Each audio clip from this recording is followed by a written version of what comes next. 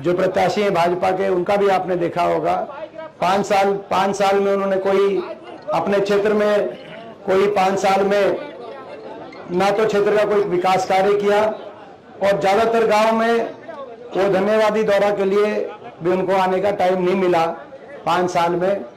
तो मैं आप सबसे यही आग्रह करता हूं, काम और आचरण की कसौटी पे अगर आप मुझे खरा पाओ तो आप मुझे आशीर्वाद देना, मैं आपसे हाथ जोड़ के रिक्वेस्ट करता हूं। और मैं विश्वास दिलाता हूं, इतना कहर पुगा देंगे आपको हिंदुस्तान की सबसे बड़ी पंचायत पार्लियामेंट पहुंचा देंगे।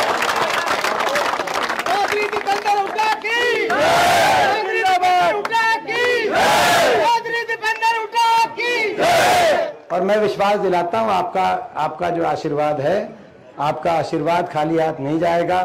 मैं आपके मान सम्मान को हमेशा बढ़ाने का कार्य करूंगा, और अपने क्षेत्र के रुके हुए विकास को, जो 10 साल की खट्टर सरकार में विकास रुक गया अपने क्षेत्र में, उस विकास को मैं आगे बढ़ाने का मैं कार्य करूंगा।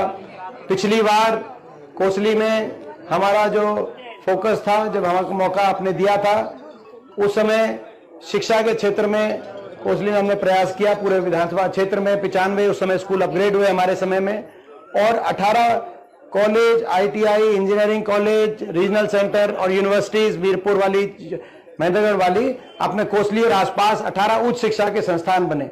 दुर्भाग्य से पिछले 10 साल में कोई एक कॉलेज, ITI, कोई यूनिवर्सिटी, तो दूर की बात है कि नया स्कूल भी इस खट्टर सरकार में यहाँ नहीं बना।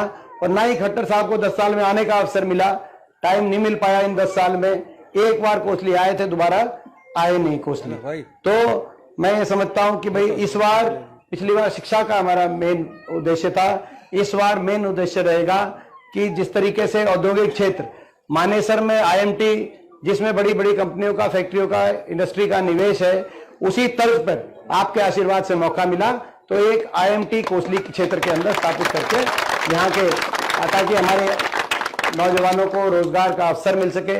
बाकी आपको सारी बात पता है, मेरे को आपको बताने की जरूरत नहीं है। आज हर आदमी बीजेपी, हाँ जी, बीजेपी से आज सारे इतने दुखी हो गए। 10 साल की खट्टर सरकार इतनी फेल सरकार साबित हुई। आज देश में सबसे ज्यादा बेरोजगारी हरियाणा में हो गई, हर घर में पढ़े लिखे बच्चे रोजगार नहीं मिल रहा। आज महंगाई की मार, हर घर पे ऐसी गरीब आदमी की सारी स्कीम्स बंद कर दी, गरीब के 100-100 गज के प्लॉट की, और गरीब के मकान जो आते थे, ये दोनों योजनाओं को समाप्त कर दिया। केवल कागजों में, आईडीओ में, पोर्टलों में गरीब आदमी को उलझा दिया इस सरकार ने। हर वर्ग पे इस सरकार, पूरे कर्मचारियों पे लाठीचार्ज हुआ, ओल्ड पेंशन स्कीम पे। हर वर्ग इतना नाराज हो गया इस सरकार से कि आप देख रहे हैं कि जहां पे किस तरीके से। और आज तो आपने देखा होगा, कल जो बीजेपी के 3 विधायकों ने उनसे समर्थन वापस लेकर कांग्रेस को समर्थन दे दिया चुनाव के बीच में। इसका आप देखें, यानी कि ये सरकार आज केवल 42 MLO पे खड़ी है। ये सरकार अल्पमत में आ गई है। हम ये मांग करते राष्ट्रपति शासन लागू हो। ये अल्पमत, ये सरकार कोई हम नहीं गिरा रहे, ये जनता गिरा रही है ये। और वहां के विधायक आए हैं, करनाल के विधायक, जहां से जो है खट्टर साहब चुनाव लड़ रहे हैं, एक करनाल से हैं, एक कुरुक्षेत्र से है, एक अपना भिवानी दादरी से हमारे विधायक हैं। तो कहने का मतलब, वहां करनाल तक के विधायक जब भाग के और कांग्रेस में आके समर्थन दे रहे हो बीजेपी से, तो आप आपका अंदाजा लगाओ। हमारा साथ रंग सिंहरी लाएगा, विधानसभा के चुनाव में भूपेंद्र सिंह हुड्डा चीफ मिनिस्टर बन जाएगा। अंकल, आपका नाम क्या है? सत्यनारायण। अच्छा, सत्यनारायण जी।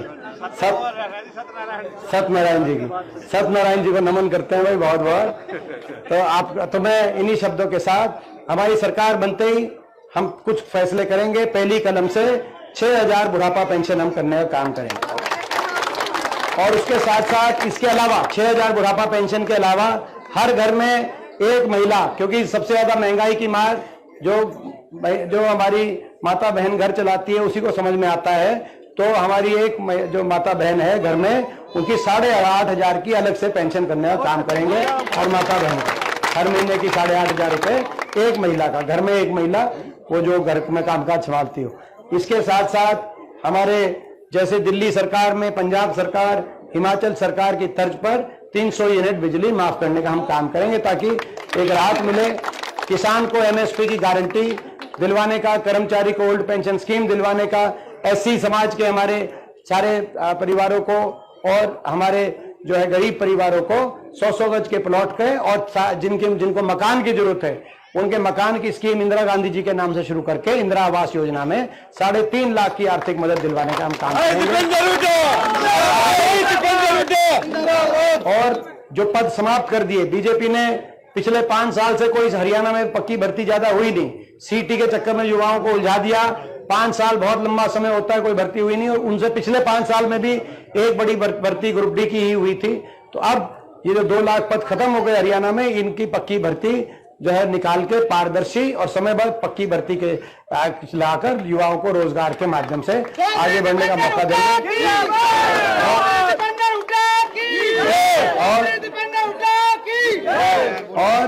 और अपनी जो ये फौज की जो भर्ती आई है अग्निपथ योजना, हमारा ये कांग्रेस पार्टी का मैनिफेस्टो है, अग्निपथ योजना जाएगी और फौज की पक्की भर्ती आएगी। तो ये सारी हमारी बातें हैं, इन बातों को लेकर आगे बढ़ेंगे। आपका मैं आशीर्वाद मांगते हुए मैं आप सबसे पूछता हूं भैया, आपका साथ है तो एक बार हाथ खड़ा करके आप अपना आशीर्वाद दें। आपका बहुत बहुत धन्यवाद।